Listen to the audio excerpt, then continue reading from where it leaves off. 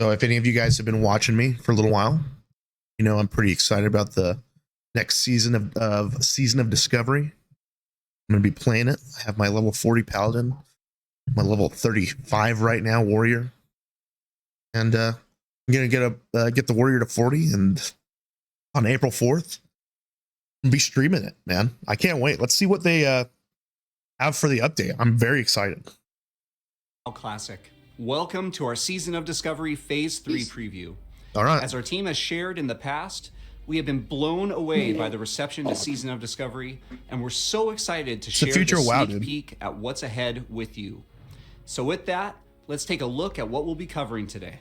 We'll kick things off with raid information. Yeah, they have a warlock. It's called a warlock. A preview of rune abilities, followed by our PvP updates, changes and additions being made to world events, a look at what's coming to professions, and close it out with a very important system update. Yeah, dude. And more, which you're definitely going to want to stick around for. Sweet. Right. So just like last time, some disclaimers. We're going to put the build up on PTR soon to check our era and hardcore realms. But like all the other phases, Phase 3 of Season of Discovery will not have a PTR for player testing. Good. Still, there will be some data mining that occurs in advance of the launch. But as we've been saying since the beginning of Season of Discovery, not everything data mined will actually be in the phase or future phases. So speculators beware. I love it, man. And conversely, thank God they're not just giving it all. Upcoming phase and beyond than we're going to. I remember in Mist of Pandaria, I was getting so upset like that there was like nothing new, you know, like they had announced something and then it would go to the PTR, and then when it would come out, it didn't even feel like it was new anymore because everybody had already tried it that wanted to. I hated that. So glad they're doing this stuff nowadays. It's like getting to play the Super Mario World the first time and like everything being like cool, you know, and you're not knowing anything about it. Like that is so fun. Talk about ahead of time, and we want your feedback.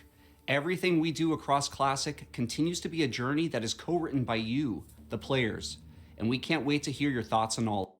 I heard Preach saying the other day that he wanted like everything to be sped up, like so everybody can play whatever class they want, like, and do all this kind of stuff. Like WoW Classic has never been about like just getting to play everything. It's about like putting time and effort. Maybe the first season of Season of Discovery was about that, like figuring out who you want to get to level 25 that you play.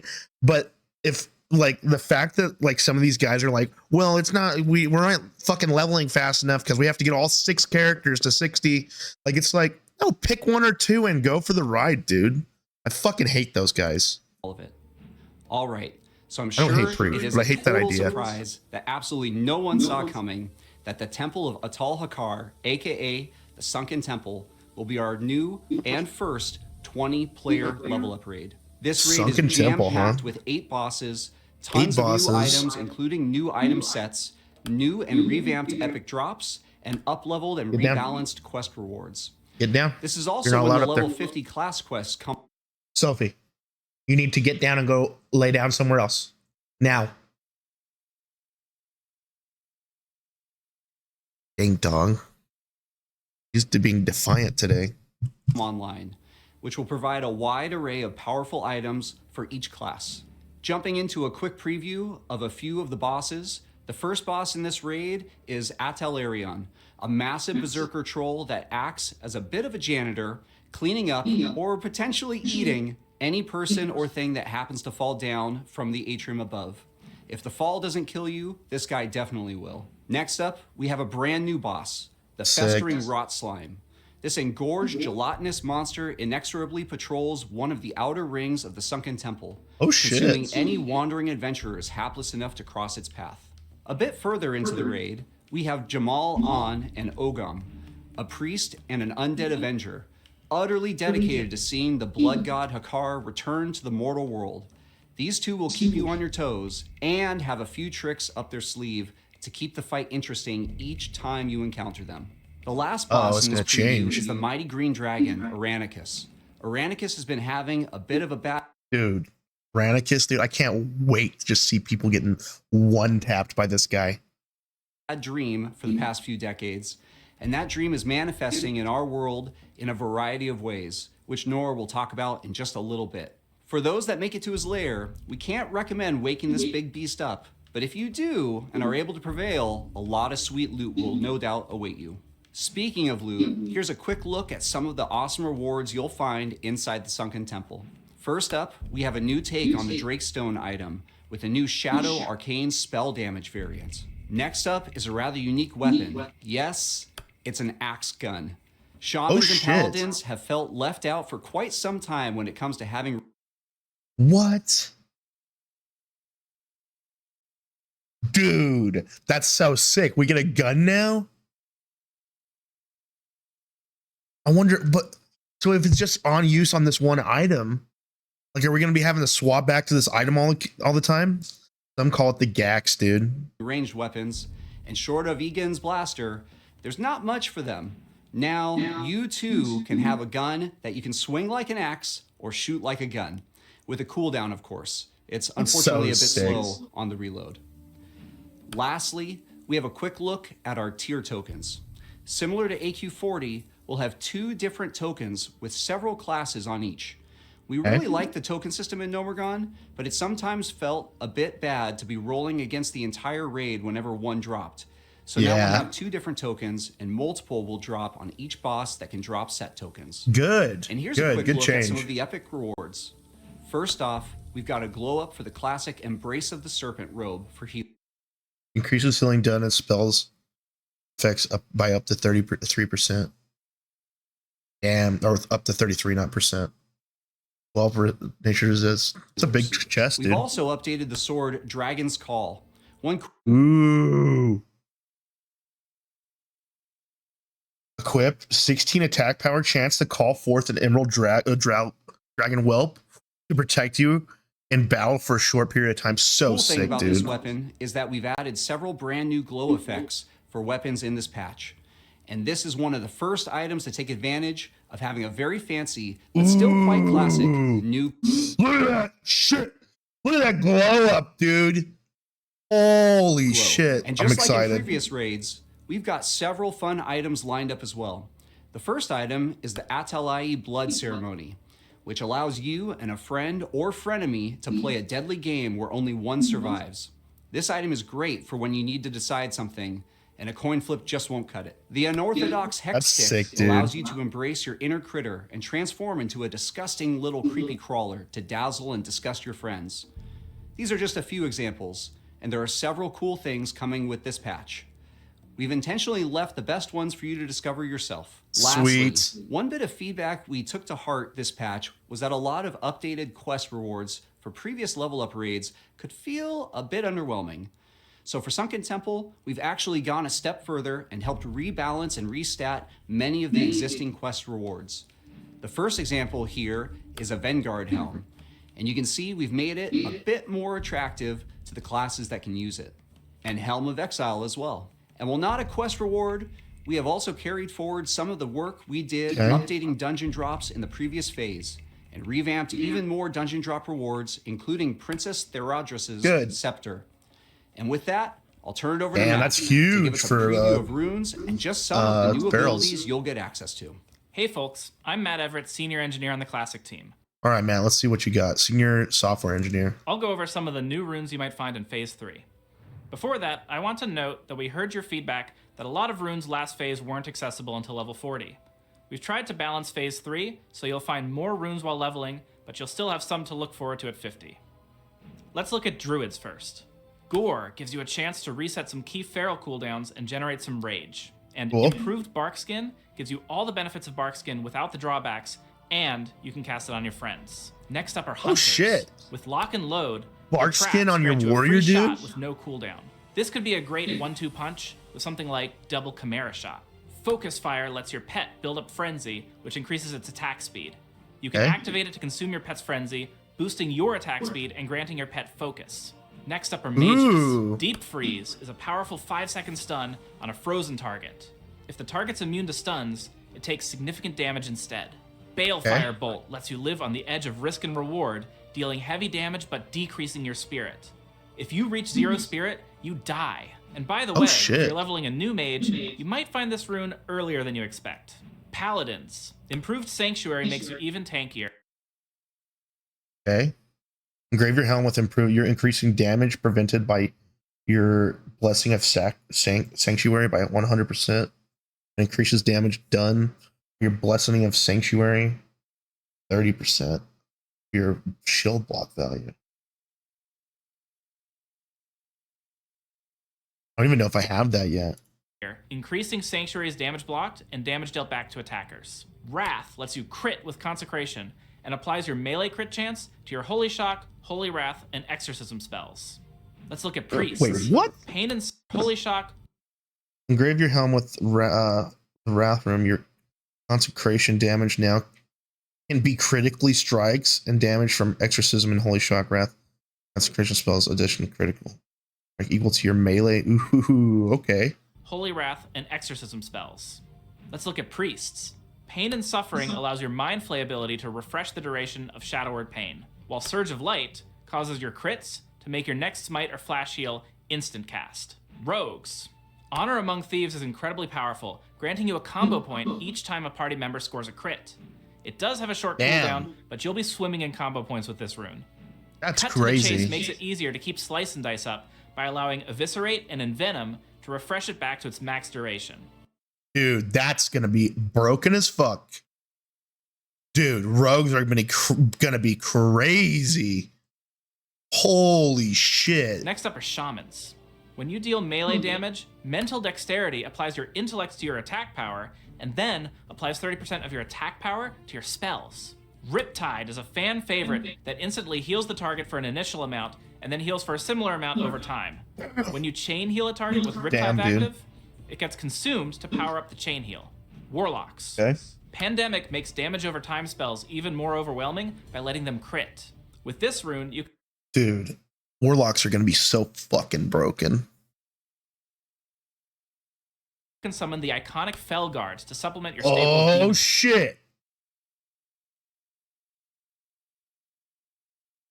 Fucking Felguard, dude. The Felguard is a powerful melee damage dealer capable of both tanking and dealing out serious punishment. He's not the only new demon you can summon this phase, but I'll let you discover that on your own.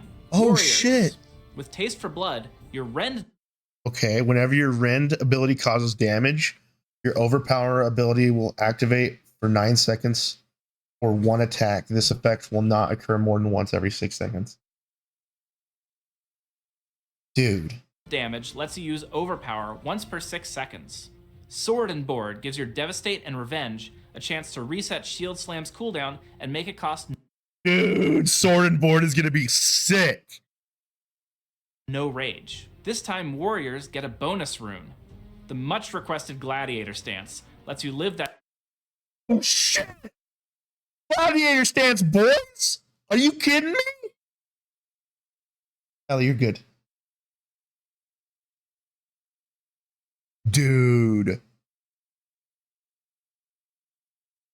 We're gonna have to play the Warrior more this season. That Sword and Shield Gladiator fantasy. This increases your damage when wearing a shield, as well as letting you use abilities from other stances at the cost of survivability. So sick. This is one we've really been looking forward to bringing to the season, and we can't wait to see what Warriors are able to do with it. I love watching players work together to find all the new runes each phase, and I'm looking forward to this one. Up next, Nora will join us to talk about PvP updates. Hey, thanks, Matt. My name's Nora Valletta, and I'm a lead software engineer on WoW Classic.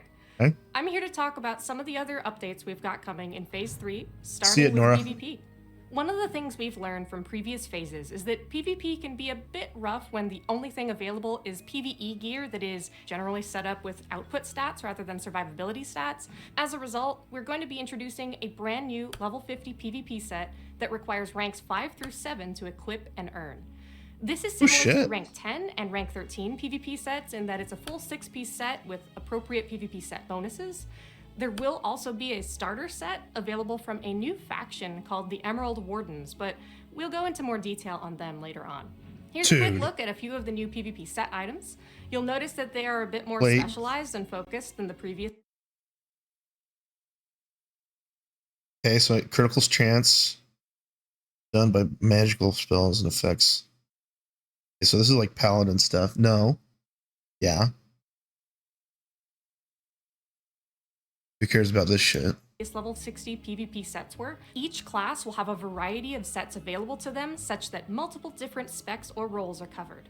We're also making a few adjustments to the Blood Moon event, including adding brand new rewards for level 50. We'll Cool. also be adding a new currency for the level 50 rewards called Massacre Coins, which you'll earn when killing higher level players in the event. We'll be retiring the Bloodstained commendations that are currently available from the Blood Coin vendor. Any existing commendations that you have will still function after the patch, but don't hold on to them forever. They will expire after 2 weeks. We think it's okay if you're able to bank these now to give you a bit of a leg up on PvP ranking at the start of the next phase, but we don't necessarily want you to be able to hoard enough coins to get you all the way up to rank 14 later on when that rank becomes available. We'll have a new PvP honor consumable token for level 50 as well, purchasable with the new currencies. And how about some gear? Here are a few of the new items available via the Blood Moon event in Phase 3. Corrupt Smashbringer.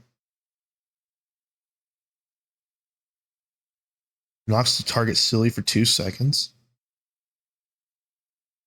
Fighting Dragon King. Calls Spear. Ooh, that's cool, dude. Fucking Throne weapon? Bloodthirst Crossbow. Range attacks. A leech? Do note that the Headhunter's Barbed Spear is a warrior-only weapon. We also realize that ranged hunters may have felt a bit left out last time, so we've gone ahead and given them a pretty strong crossbow option in this round. Well, Phase 3 of Season of Discovery will soon be upon us, and with it comes new loot, new opportunities to gain experience, and new adventure. Let's take a quick look at our new PvE world event called Nightmare Incursions. Picture, if you will, the 4 emerald portals scattered across Azeroth. At this point in history, the Dragons of Nightmare, Terrar, Ysondra, Emerus, and Lethan have not yet arrived to spread their terror. However, as you approach each portal, you can't help but sense hidden danger. Something's not quite right. Those brave enough to enter an emerald portal will be plunged into a realm seeping with corruption and overrun with dragons, treants, and other poor souls driven mad by the corruption. But beware, not all foes are alike. Some enemies can be defeated by a single seasoned adventurer, while others are perhaps too powerful to be faced alone. Nightmare Incursions offer repeatable PvE content for levels 25 through 50. To check it out, simply enter one of the 4 emerald portals located in Duskwood, Ashenvale, Hinterlands, or Feralus. This is a great new opportunity to earn experience, and those who choose to jump in and fight the corruption will have the chance to earn reputation with an all-new faction called the Emerald Wardens. With great danger comes great rewards. The Emerald Wardens will be very grateful for your help and will be offering a selection the WoW of Classic choice team new is killing items it, to dude. sweeten the deal.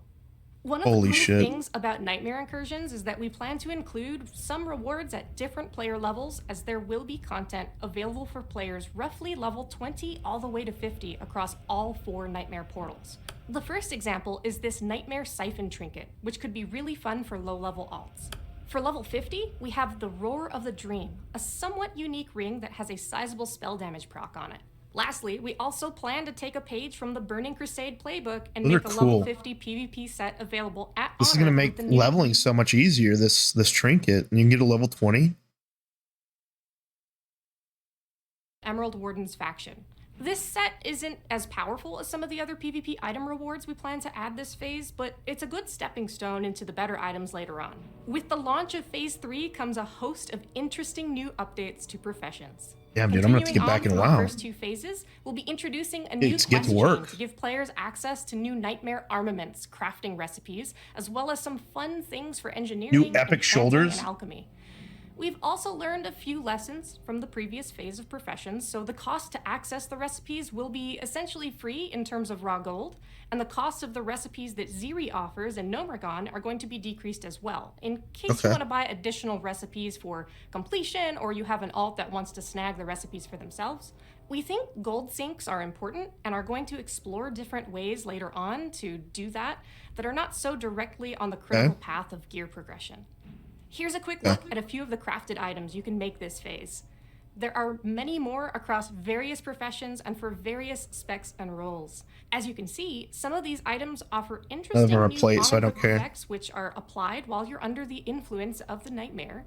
If you'd prefer to stay nightmare free, we've got some cool new items such as the void powered Slayer's Vambraces, which can grant you immunity to fear for 15 seconds. We do plan to allow you to pick up specializations this phase, as well as allow you to level to 300 in each profession. Additionally, Really? we've added a few new surprises here. For example, we are adding a quest to allow you to get additional potion, elixir, and flask procs when crafting those types of consumables. You'll also have to do a little bit of legwork to unlock these things, but the benefits should be well worth it. The lion's share of our new toys involving professions specs will be coming after level 60, and we've Dude, level got 60 some is gonna be very cool insane. things planned there to allow you to make the most of your professions. Well, that was a lot of updates. I hope I didn't forget anything. Josh, I'm not forgetting anything, am I? Now that you mention it, Nora, there is one Yeah. small system update you might have missed. But first, hi, I'm Josh Greenfield, senior game Epic producer WoW on team hoodie. I love it. So there is one small system change coming, and honestly, the update is so minor we almost didn't mention it because we didn't think anyone would really care. But since we're all previewing things, we figured we might as well. Let's hear it. In 115.2 with Phase 3, you may happen upon a dashing dwarf from a faraway land that has one very special talent that he wants to share with you. Oh, for a small shit. fee, of course. Actually, to be a little bit more specific, They're doing it.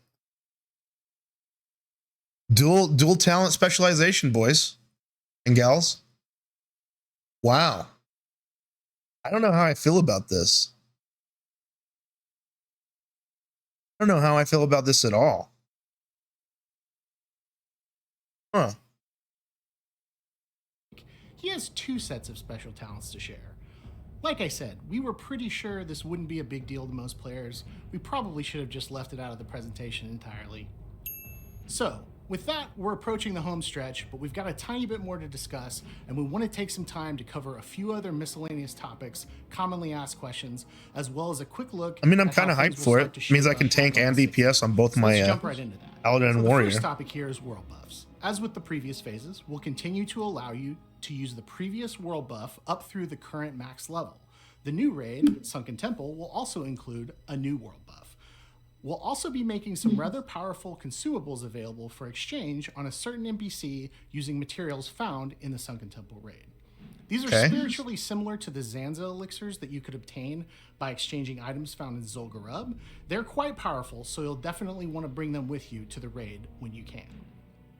Also, as with previous phases, we did want to clarify that bankable, repeatable turn-in items will not function to allow you to level quickly from 40 to 50. Good.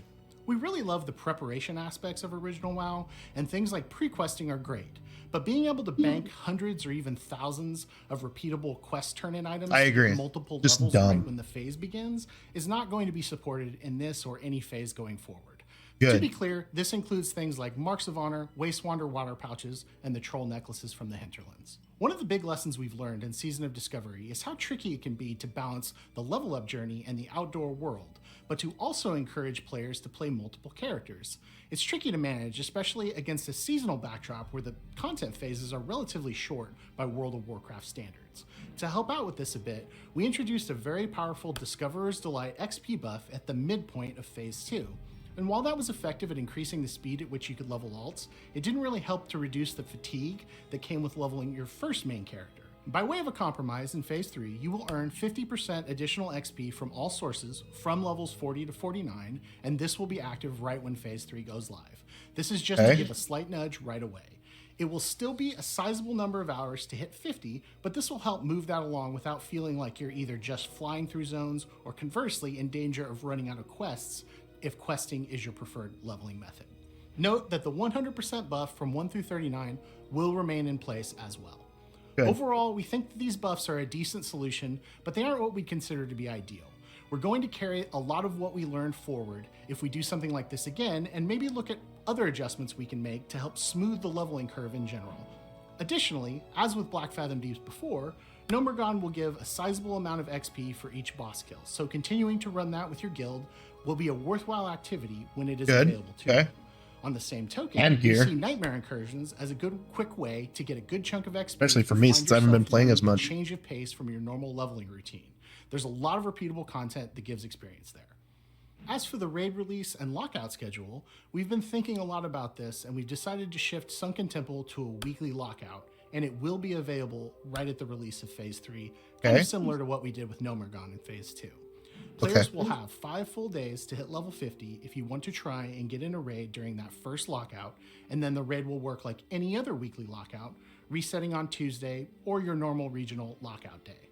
We decided to make this swap for a few reasons. First, we've gotten feedback from players saying they would like to have a bit more consistency with their raid schedule, and with the raid size going up to 20 players in this phase, being able to plan long-term is even more important. We'll also talk about this a little bit more in the next few slides, but we're also thinking ahead to what the raiding landscape will look like once we hit level 60. That also informs this decision.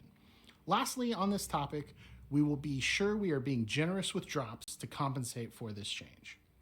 That's a good segue to talk about level 60 in-game. Since we're getting close to 60, we think it makes sense to dig into a few more details of what you can expect starting with Phase 4. This preview is very, very early and in no way comprehensive, but it's just meant to be a minor sneak peek at some things we have. Level 60, boys. Let's go. Much of what you will see here is still very much in development, and some specifics could and likely will. Dude, you're rocking and rolling, dude. Kick his ass. Rather than the actual set-in-stone plans we have. As we alluded to a few slides ago, we plan to standardize raid lockouts from level 50 and beyond to a weekly reset. This includes things like Zul'Gurub, Ruins of Anchorage, and Onyxia's Lair. We also want to ensure with our itemization updates, many of the items, even in early raids, remain relevant for a pretty good long time. Ultimately, this is a very classic approach, and many items you got, even as your pre-raid. I really wonder how they're going to deal with. The Hand of Justice, they're going to roll out the 60 content, right? You would think. Tiers, and we want to carry this forward. With this in mind, however, we know you will likely want to run several different raids a week, but we want to avoid a situation where logistics gets messy because you have to contend with a large number of irregular, unwieldy raid lock timers. I agree. By the time Blackwing Lair is out, for example, there's going to be a large menu of relevant things to do at level 60, and being able to plan and schedule activities on a predictable cadence is going to be very important. Last quick note on this, while Upper Blackrock Spire is technically a 10-player raid, it's never had a lockout, and that will remain true. It's essentially a 10-player dungeon and will remain that way. So go farm those Briarwood raids. Another very frequently asked question we've received is, what about weapon skill racial bonuses? From the start, we've suggested that you shouldn't need to worry too much about things like orc and human weapon skills long term, and that you should feel good about choosing whatever race you want based on their aesthetics or other bonuses that race gets apart from weapon skill bonus. Every phase, we get asked for a status update on this, and we just wanted to confirm that yes, the solution is coming at level 60. At level 60, you will be able to discover a method to essentially swap in and out up to 2 weapon skill bonuses for your character. So, for example, if I were a Troll Fury Warrior and I had a mace and a dagger, I could swap my passive bonuses to +5 maces and +5 daggers. Please note that these weapon skill bonuses do not stack with each other or with a certain race's normal passive weapon skill bonus. So in the same scenario, if I were a human warrior, I already get +5 maces from my racial skill. So instead, I might want to use +5 bows and +5 daggers so that maybe my bow skill had a better chance to hit if I was pulling higher level mobs. Just like your racial skills, however, these passives will stack with any weapon skill you gain from items, such as Obsidian Edge Blade or Maladath Ruined Blade of the Black Flight.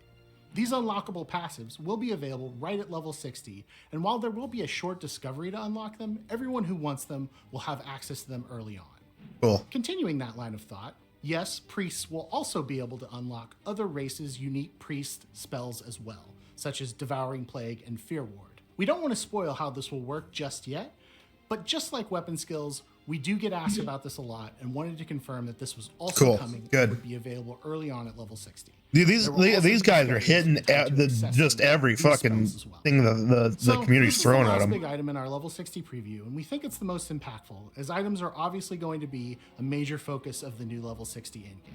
We're essentially totally revamping tier sets to add multiple variants for different specs and roles that each class can fill.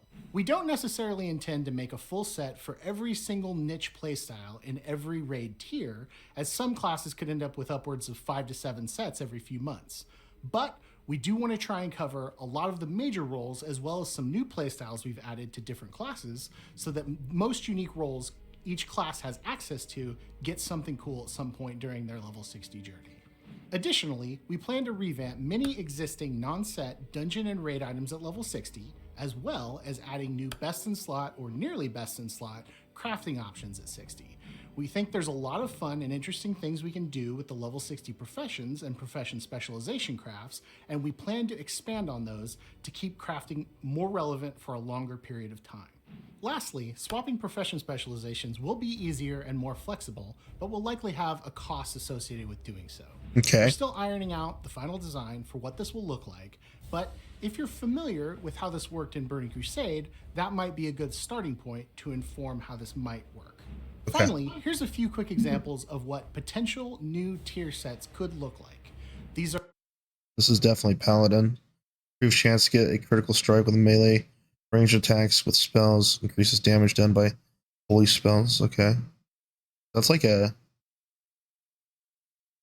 Dude, are they going to do a holy spec that you can just do damage in? That'd be sick. are very much not finalized, so any of the stats or set bonuses could and probably will change.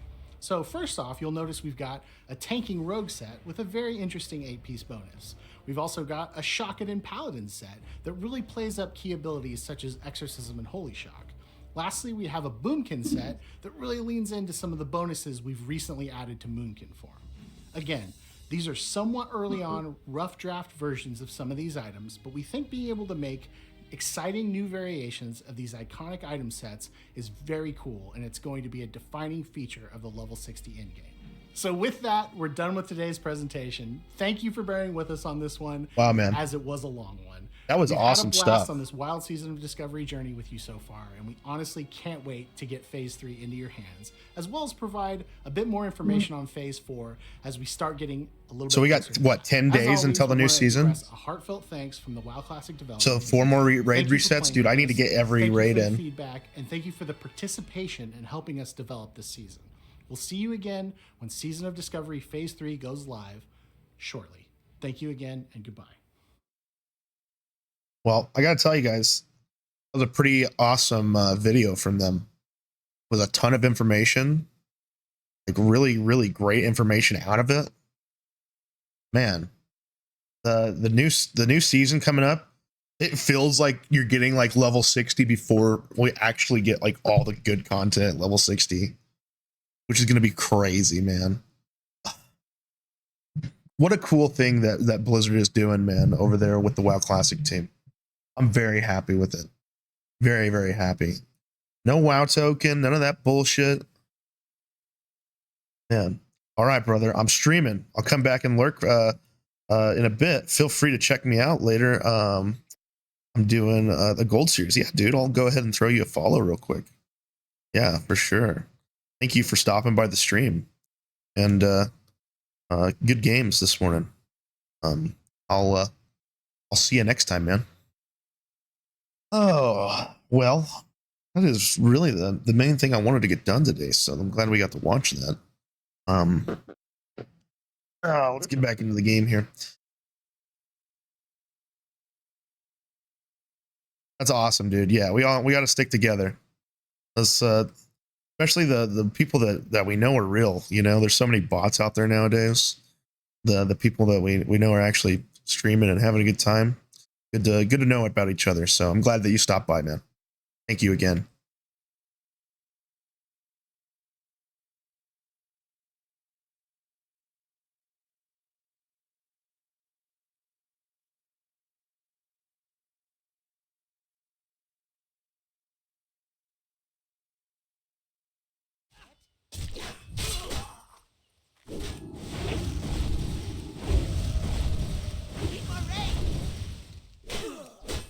Go ahead and stop my recording up here.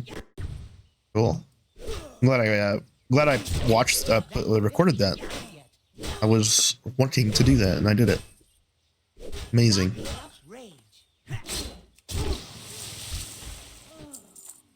All right, unfortunately, boys, I do have to go pee out some blood again. This fucking surgery thing. So, if I kill this guy, I'll be right back.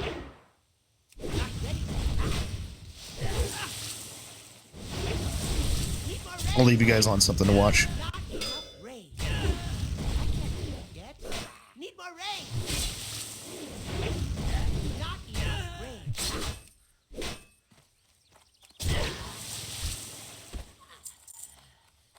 my little man right up here.